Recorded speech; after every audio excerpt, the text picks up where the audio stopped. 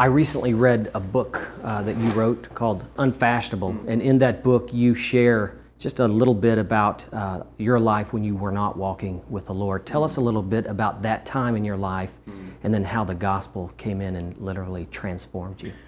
I was born and raised into a remarkable Christian home, middle of 7 children. I ended up being the black sheep of the family.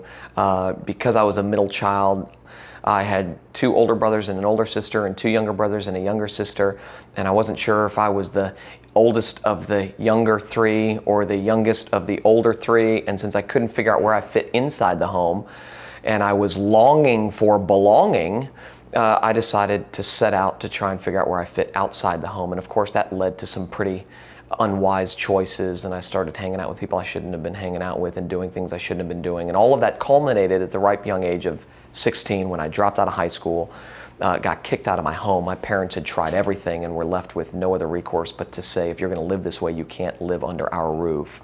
And so for about 6 years, I pursued pleasure with all of my might.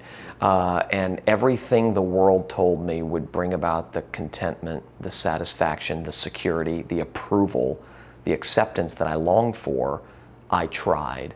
And at 21 years old, God graciously tracked me down. The hound of heaven wrestled me to the ground and raised me from death to life.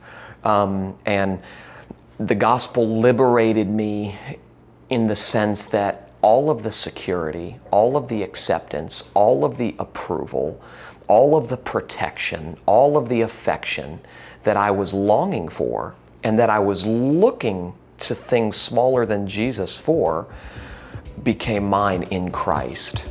And so therefore it freed me from all of my idols, all of those lesser things that I was looking to be for me what only Christ could be.